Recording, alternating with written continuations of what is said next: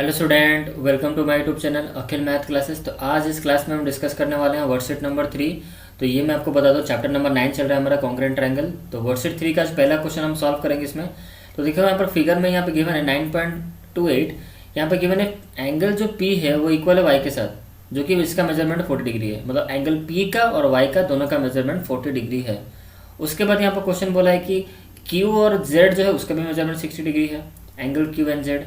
Find the third pair of corresponding part, और एक third pair corresponding part का बताओ जिससे कि ये दो ट्रायंगल, कौन सा triangle, triangle P Q R and triangle Y Z X क्या हो जाए, कॉन्ग्रुएंट हो जाए। कौन से कंडीशन से, ए से कंडीशन से।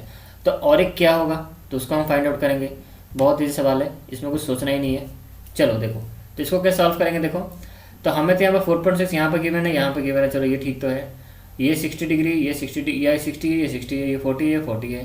तो और एक कौन सा होने से ये हो जाएगा हमारा ए से कंडीशन। तो देखो और एक जो होगा वो कौन सा होगा।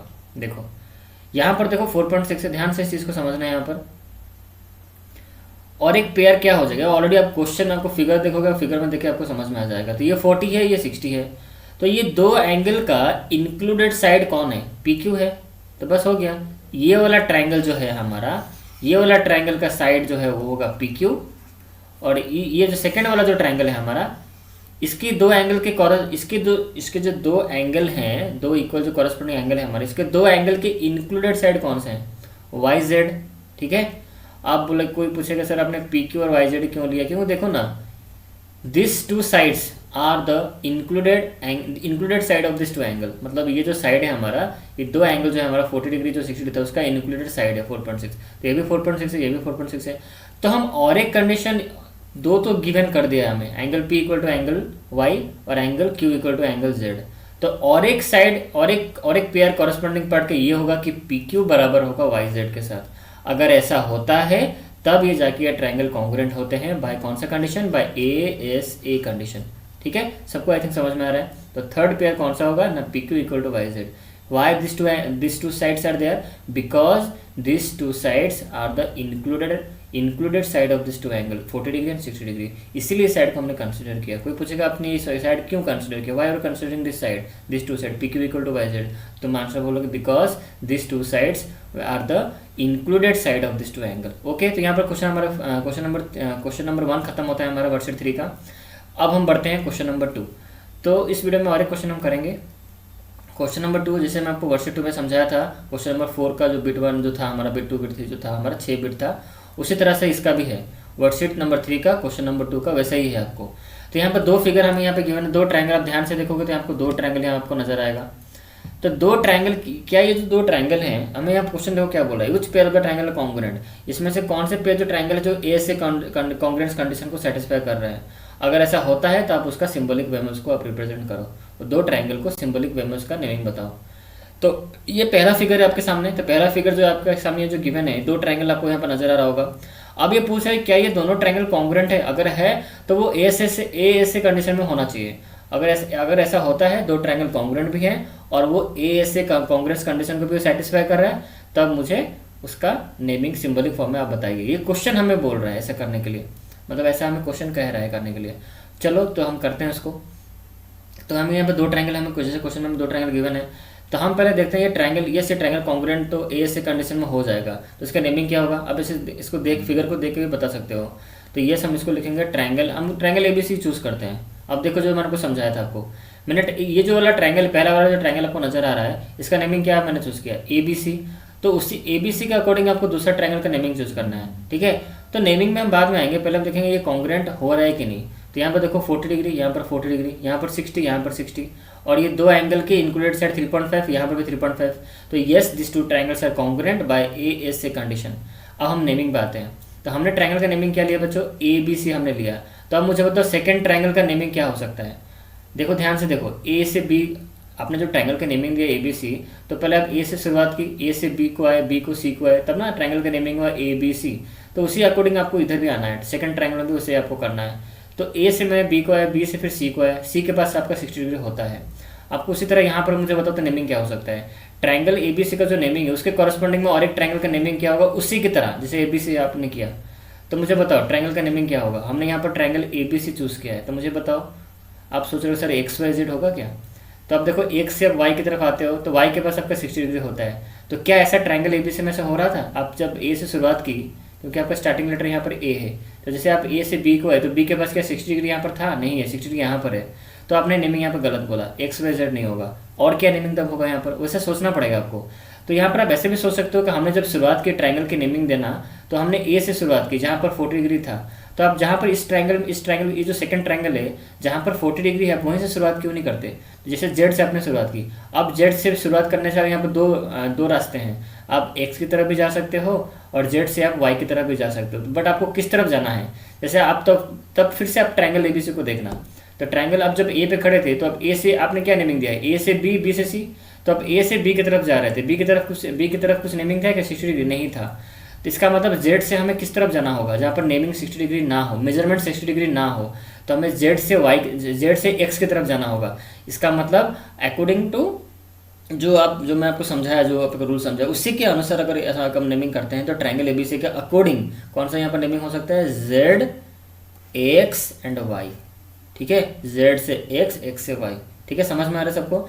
जैसे आप ट्रायंगल ABC का नेमिंग दे रहे हो उसी तरह आपको इसका भी नेमिंग देना होगा, नहीं तो गलत हो जाएगा। ठीक है, तो नेमिंग देना बहुत अच्छा जरूरी है, इस नेमिंग का इस तरह समझ लो। अब बढ़ते हैं, तो ये ट्रायंगल कॉन्ग्रुएंट हो रहा है कौन सा कंडीशन, बाय ASA कंडीशन में हो रहा है। ठीक है, इसको मैंने सिंबलिक फॉर्म में ऐसे सिंबलिक फॉर्म में लिखना ठीक से जरूरी है। तो नेमिंग सिंबलिक फॉर्म में लिखने के लिए आपको नेमिंग का जाना जरूरी है। ओके, तो ये हमारा क्वेश्चन नंबर 2 का बिट 1 खत्म होता है। अब हम बढ़ते हैं बिट 2 फिगर में। बिट 2 फिगर देखो यहाँ पर क्या लिखा हुआ है, क्या ड्रॉ हुआ फिगर यहाँ पर देखो। तो इसका मुझे बताओ क्या नेमिंग हो सकता है। चलो मैं चूज करता हूँ ट्रायंगल। तो पहले देख लो ट्रायंगल कॉन्ग्रुएंट है कि नहीं, ASA कंडीशन में है कि नहीं। यहाँ पर 80, यहाँ पर देखो इसका कॉरेस्पॉन्डिंग एंगल यहाँ पर 80। ये जो BO साइड है हमारा, इसका कॉरेस्पॉन्डिंग साइड यहाँ पर देखो DO है, जो भी 4 सेंटीमीटर है। और मुझे इसका इंक्लूडेड एंगल चाहिए। तो यहाँ पर देखो ये एंगल इसके साथ इक्वल होगा। अब मुझे बताओ क्यों। आप बोलोगे सर ये तो क्वेश्चन में गिवन ही नहीं है कि 2 एंगल इक्वल है, आपने क्यों इसको इक्वल मान लिया। आप ASA को लगाना चाहते हो, हम मानते हैं, बट आपने इसको इक्वल क्यों किया। तो आप बोलोगे सर आप ASA कंडीशन करने के लिए क्या कुछ भी कर सकते हो, नहीं।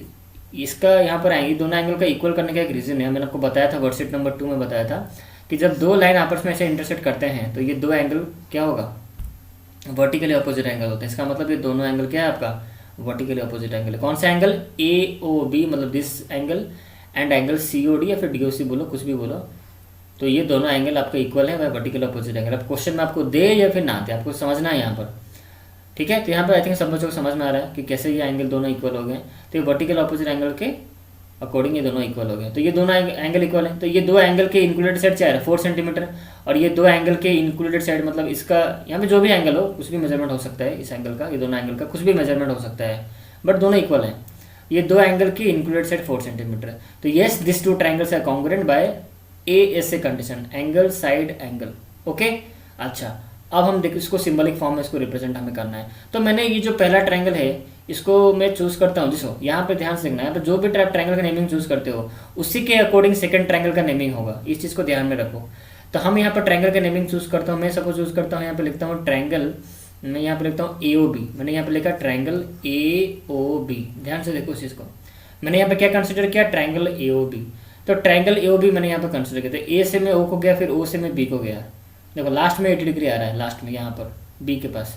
तो आपको उसी के अकॉर्डिंग ट्रायंगल, दूसरा ट्रायंगल का नेमिंग चूज करना होगा। आप कहाँ से शुरुआत करोगे बताओ मुझे, कि जैसे लास्ट में आपका 80 आए तो यहाँ पर C से शुरुआत करोगे, C से O की तरफ जाओगे, O से फिर D की तरफ जाओगे। तो देखो आपने, जैसे मैं यहाँ पर गया A से O को गया, फिर O से B को गया, और O से जब मैं B को जा रहा था तभी 80 डिग्री B पॉइंट पे आ रहा था, और OB का मेजरमेंट 4 सेंटीमीटर हो रहा था। ये सारी चीज़ें आपको ध्यान रखने हैं। तो जब आप नेमिंग का इस तरफ का करोगे तो उसी वही सब चीज़ें आनी चाहिए यहाँ पर। तो जैसे यहाँ पर C से आपने स्टार्ट किया यहाँ पर नेमिंग, तब C से गए D की तरफ, तो C से आप D की तरफ जा रहे हो, वेरी गुड, अच्छा बात है। तो आप फिर कहाँ जाओगे, C से जब आप D की तरफ गए, जैसे आप यहाँ पर आ रहे थे, A कैसे आ रहे थे, A के O की तरफ, फिर O से B, O से जब B आया तब 4 सेंटीमीटर था और इस पॉइंट पे 80 डिग्री था। तो इधर मैंने चूज करता हूँ CDO। तो CDO क्या हो सकता है क्या, आप देखो एक बार, C से D फिर D से O। तो यहाँ पर ध्यान से चीज़ को देखना होगा, C से D, CDO, ठीक है। और यहाँ पर क्या था, AOB, लास्ट में 80 आ रहा था, बट यहाँ पर सेकंड में ही आ जा रहा है 80, CDO ना। तो तो CDO नेमिंग नहीं होगा, याद रखो। CDO आप नेमिंग जब सोच रहे थे ना, ये नहीं होगा, क्योंकि ये सेकंड में ही आपका 80 आ रहा है। जब हम यहाँ पर AOB का नेमिंग कर रहे थे तो लास्ट में 80 आ रहा था। अब देखो ना, AOB लास्ट में 80 हो रहा था। बस ये सब चीज़, छोटी छोटी चीज़ों को आप अपने अकॉर्डिंग भी कर सकते हो, नोटिस कर सकते हो कैसा हो रहा है। तो यहाँ पर CDO तो होगा नहीं, तो होगा क्या, COD होगा। ध्यान से देखो, COD, तो हम ये लिखेंगे ट्रायंगल COD होगा इसके अकॉर्डिंग। ट्रायंगल AOB के अकॉर्डिंग नेमिंग यहाँ पर क्या होगा, COD। तो ये दो ट्रायंगल कॉन्ग्रुएंट है बाय ASA कंडीशन। ठीक है, तो यहाँ तक सबको आई थिंक समझ में आ रहा है। अब हम बढ़ते हैं आगे। क्वेश्चन नंबर बिट 2 हमारा खत्म होता है। अब बढ़ते हैं क्वेश्चन नंबर बिट 3 पे। तो बिट और कितना बिट आई थिंक बाकी, यहाँ पर और 2 बिट बाकी है, बिट 4 और बिट 5 है।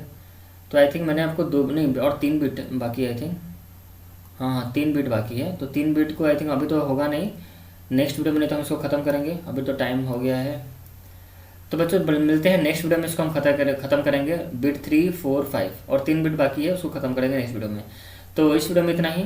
अगर ये वीडियो आपको अच्छा लगा तो वीडियो को लाइक करो, और चैनल को अब तक सब्सक्राइब नहीं किया तो चैनल सब्सक्राइब कर लो, और बेल आइकन को प्रेस करना मत भूलना, ताकि आपको लेटेस्ट अपकमिंग वीडियो के नोटिफिकेशन मिलते रहे। ओके बच्चों, इस वीडियो में इतना ही। चलो बाय।